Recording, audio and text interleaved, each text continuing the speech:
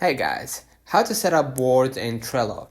Trello is super beginner friendly, but here's how to get started step by step with creating your first board. First of all, sign in and click create board. Once logged in, hit the plus button, create board, and name it something simple like my projects or content calendar. Choose a workspace, which is optional. You can create the board under personal or under a team workspace. It's easy to change later. Next, set up lists. Lists are the columns in Trello. Start with to do, doing, done, right? These are perfect for getting the feel of Trello's workflow. Next, add cards.